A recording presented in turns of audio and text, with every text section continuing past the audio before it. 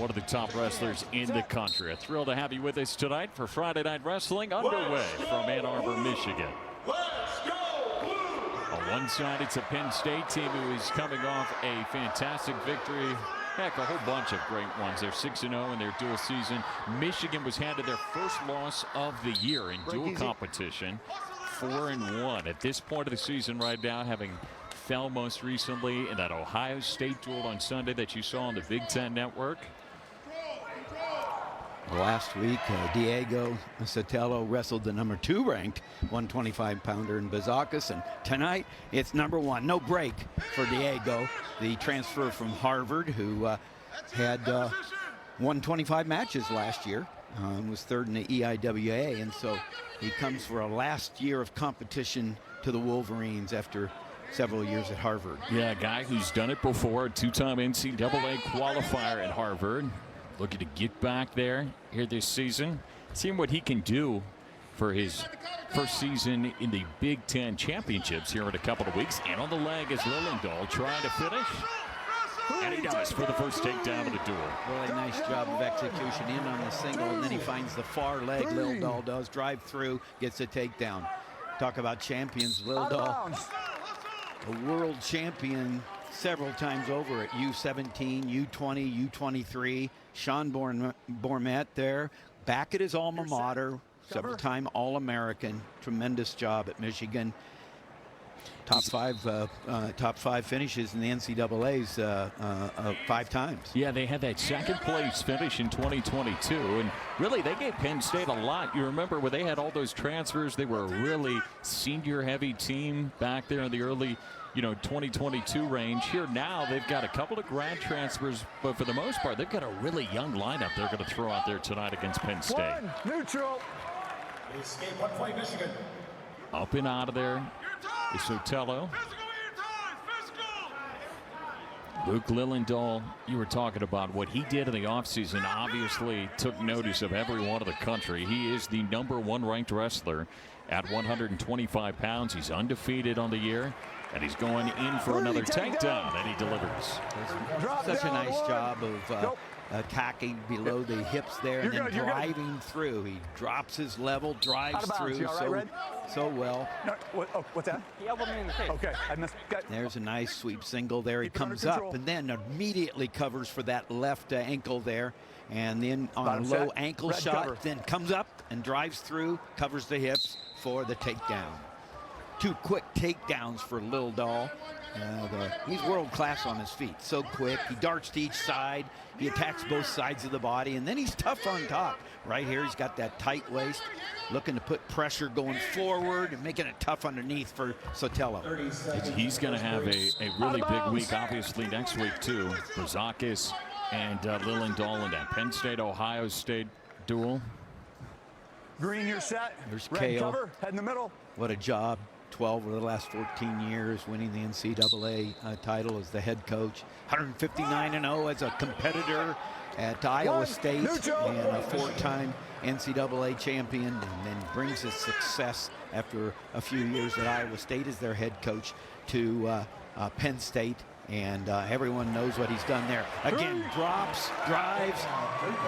Lilledahl, 3 quick takedowns at the end of the period. No answer from Sotelo. That's how you do it. Relentless on the offense here early on for the 125-pounder from Penn State. Fakes, drops in, drives with the head, keeps tight with that head, drives through, flattens out Sotelo. No answer. 10 of Lilledahl's 14 wins this season came with bonus points. He has 7 tech falls and 2 major decisions.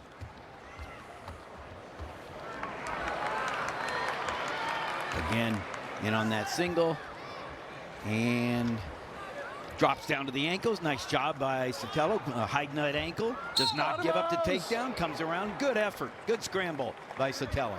Back to the center these 2 wrestlers go.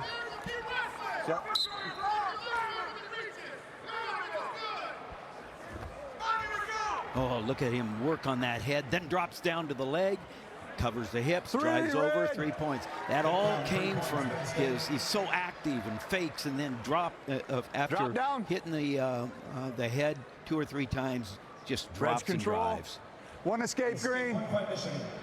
He's looking to get a technical fall, 15-point victory real fast. Yeah, 9-point Watch your lead headgear. right now, and then he's got that minute 30 of riding time. His ties to the angles. He finds an Three, angle. He take drops down. in. His feet keep moving. He goes from the tie to the angles. His hands are moving. His attack rate so fast. And there's a reversal. Way to keep wrestling by Sotelo. That'll slow down the tech fall pursuit by Lilledahl. One escape. Escape. 1 point Penn State. Yeah, I mean, We're you see, neutral. it's the battle within the battle here, Zach. I mean, this is a team sport as well. And if you have a regular decision of Inside 7 30 points or seconds. less, that's 3 points for the team. If you win by 8 to 14, that's 4.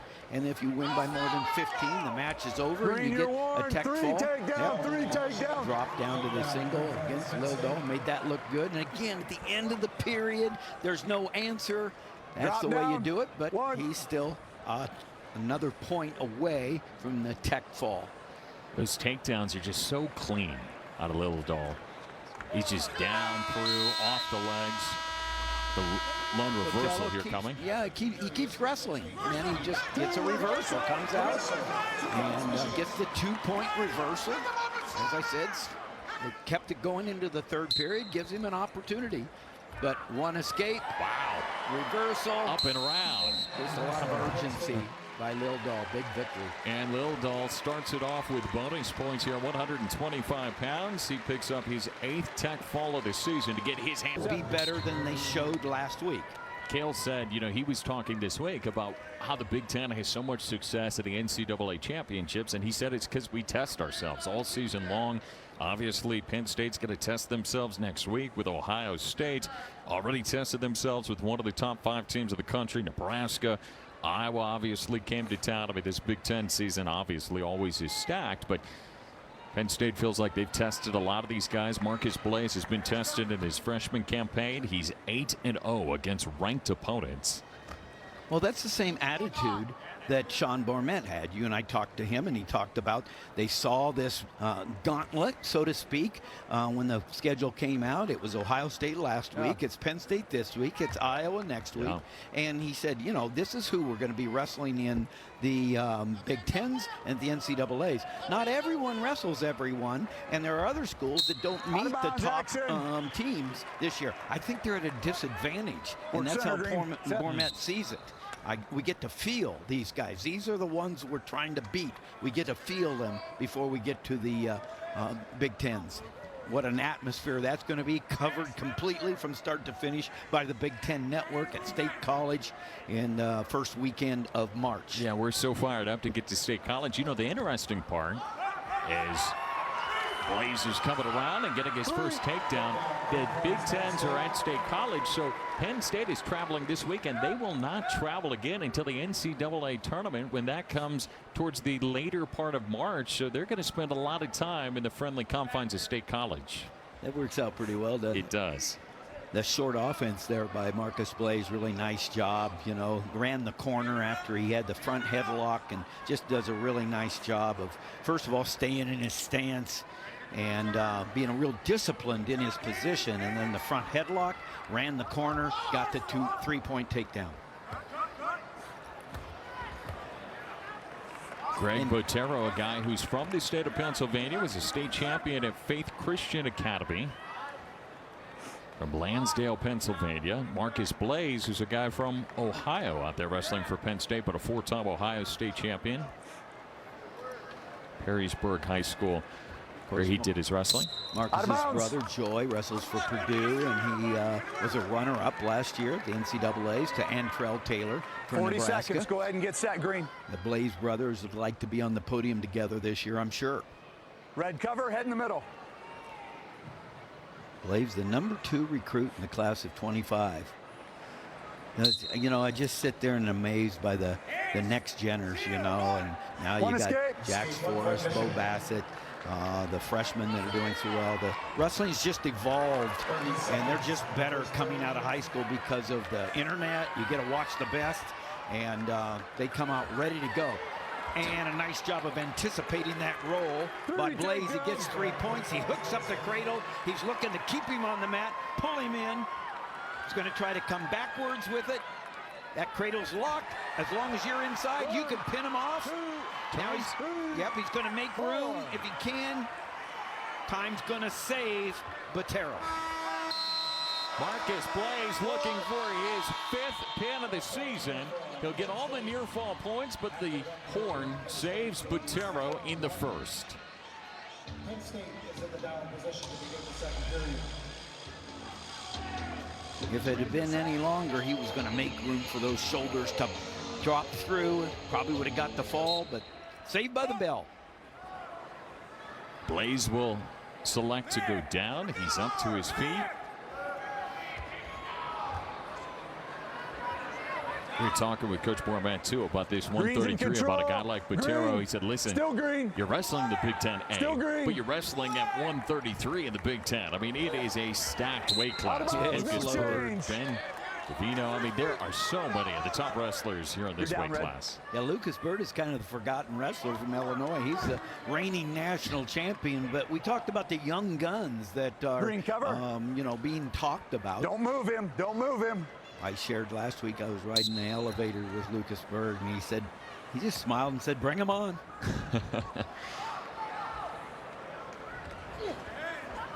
Botero has the Merkel there, but Blaze able to break the leg that was laced inside, comes around, snaps the head. Again, see how well he keeps in position, Blaze. Always lower than his opponent there. Stays in position, works that head. Now he's going to try to run that corner. And continues on, relentless. Another 3 points. And he's eyeing in on a tech fall right now. He's Blaze. He's got 5 of them of the season.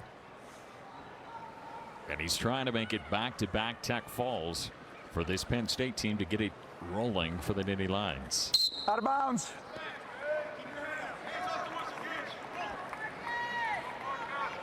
Green, you're down. 45. Yeah, the thing about Blaze is he just keeps Cover gaining steam. He's like a flywheel. You get it going, and he's actually Just make sure you tell me more that. energy as the match goes along. Optional start. Wait for me. He's going to have red cover. Optional start Set. and then push him away. One escape. He's looking for a match-ending takedown. That would do it. Gets that underhook. Works that head with his head. 30 seconds in the second period. Staying lower. See how he's lower right there. Always staying lower, and yet he's able to work the head. And now a little run around and ending takedown. Back-to-back tech falls. Get it rolling as Marcus Blaze picks up his 6th of the season.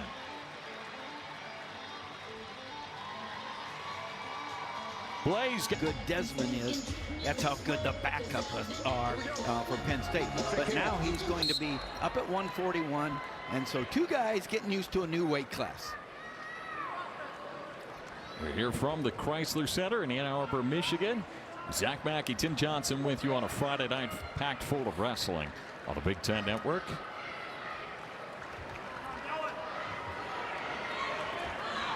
Dylan Ragusin, 4-time qualifier, 2-time All-American at 133. He was the Big Ten runner-up a few years ago to Dylan Shaver from Rutgers, and so he's had his opportunities and to be a great Wolverine, but coming back from that ACL total reconstruction is tough. Yeah, big time tough. He was 6-3 last year until that injury shortened his year.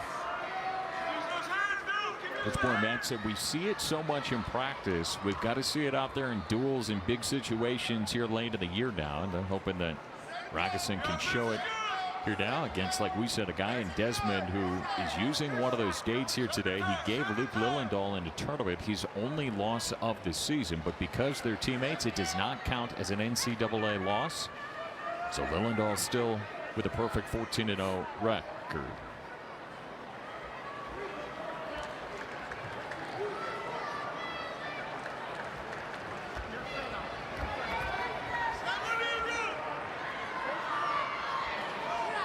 This is where Dylan wants to be. Work that underhook there. Get your ties, control the center of the mat like he's doing there, and then execute. You're looking to move your opponent so that you can get a better look, and that look isn't straight on. Both these two guys, two-time high school state champions. For Desmond, it was in the state of Pennsylvania. They're Bethlehem Catholic. And for Ragusin, the two-time Illinois state champion at Montini Catholic. And one was in junior high when the other was winning his championships. Dylan in his 6th year, Desmond a true freshman.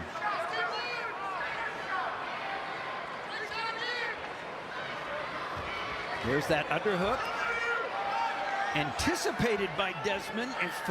And it was a nice job of Desmond dropping back in. Good hip action by Dylan, but see how Desmond continues to fight, and so does Ragusin. Good effort by both wrestlers. Wow, what a counter coming out of Ragusin to keep it 0-0. By both there. I thought both of them had the advantage at one time, and they did, but they fought through it, kept wrestling. That scrap got the crowd at the Chrysler Arena, into this. They want to see their veteran come out with a victory. Yeah, what a great crowd they've got tonight. They moved it over to the Chrysler Center, and a ton of folks come out. There's a Mason Paris and Vine, there to work out with the regional training center, looking at 2028. He wants to be that Olympian in 2028, and it makes the room tremendous. At we'll talk about it more when the heavyweights come up. But to have Mason Paris in the room, huge. That is the one match here tonight that Michigan is favored in at heavyweight. And it's a stall warning coming on Desmond. And that's rare. And take a look at this, because in the entire season so far, Penn State's opponents have been warned for stalling 97 times. Penn State has just been warned for stalling 10 times the entire year.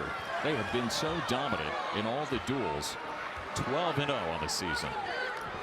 Desmond had that front headlock from the side. You can stay there 4 counts, but on the 5th count, that's a stall, automatic stall. So Dylan Ragusin gets a very important escape here in the 2nd period, leading 1-0.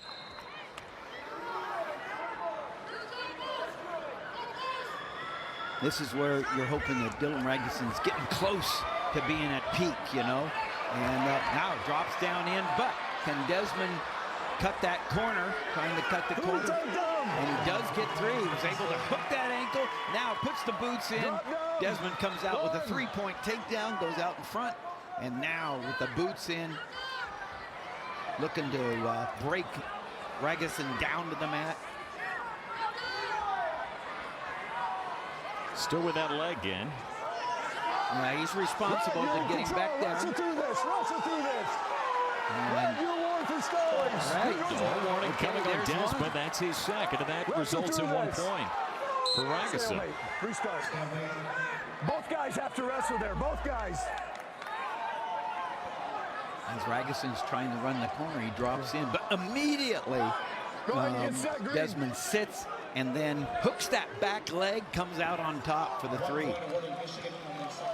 They're talking to the head table. Should be 3-2, because that's the 2nd stall call coming on Desmond. So it is a 1-point match here in the 2nd. Very savvy by Ragusin. He knew what was going on there. He knew that Desmond was responsible for returning him to the mat. No swipe as the wrestlers roll through. Here again in a scramble. I love the scramble going on by Ragusin. He's continuing to wrestle through positions, trying to come across. He gets to the reversal. Ragusin takes the lead. And now really important time for Ragusin to not let Desmond go here. And he does not. The reversal at the end of the period, no answer. The Michigan bench loving it as he got around and broke the hands. Well, this is a really good job by Ragusin of wrestling through the position. He just kept wrestling. Now he's going to anchor his hips and scoot around, hook the leg, and get the reversal.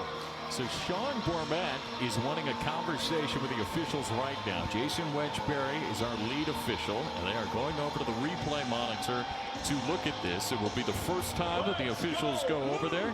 I think they're looking at a swipe because the Michigan bench thought maybe they're late. It could have been a swipe of the... It seemed like the swipe was one that Penn State wanted.